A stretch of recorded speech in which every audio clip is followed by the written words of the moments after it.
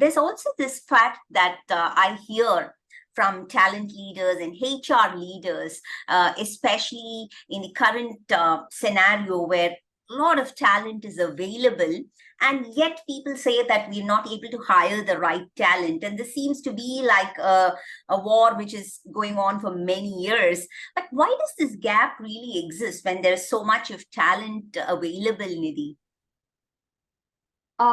I would say, Shripriya, just as business landscape is changing, we're obviously experiencing a lot of change in the business environment.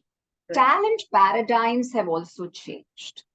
Right. The workforce of today has very different aspirations and motivations.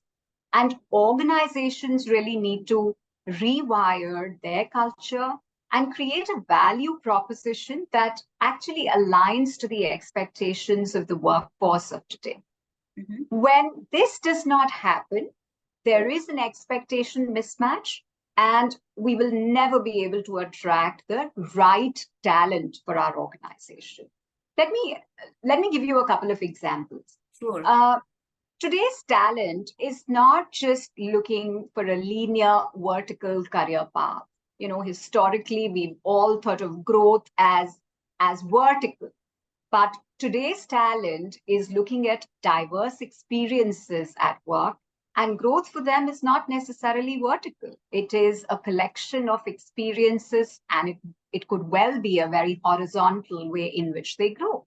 Correct. They want to acquire skills that will help them build a long-term career value.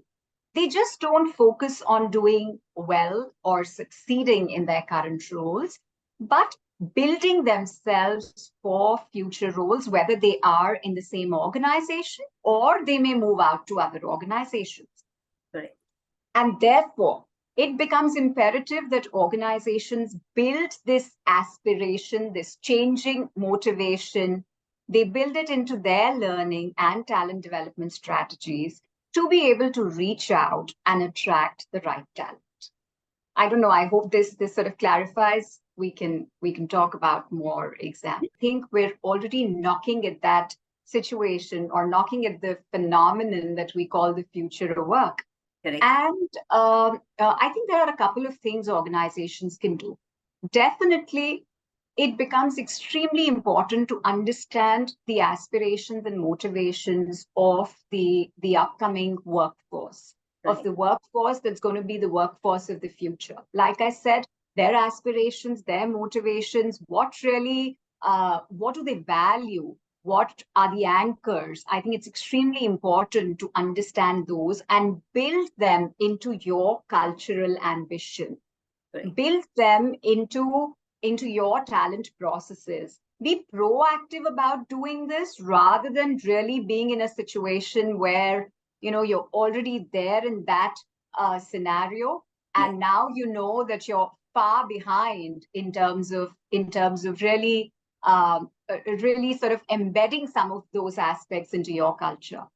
It is extremely important for any organization to be agile, and that is not something that's true for today. That has always been true for any organization. It's just that today's environment is moving at an extremely fast pace, and therefore the change and the way we are evolving is also again happening at a very fast pace. So extremely important that organizations are agile.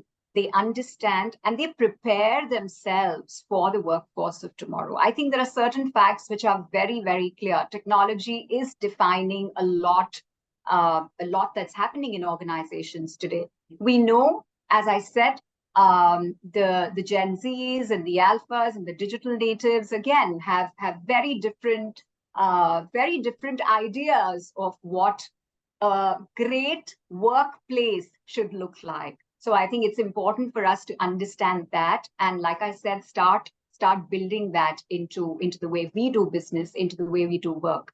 The new workforce is looking for organizations that have a strong purpose. They are looking for alignment of their personal purpose to the organization's purpose.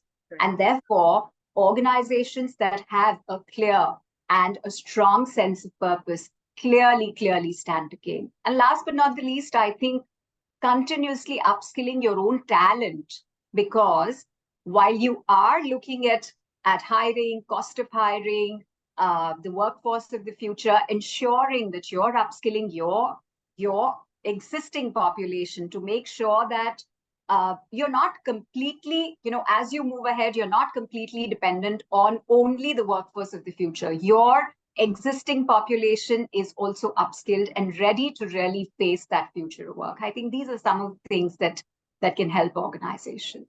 Absolutely.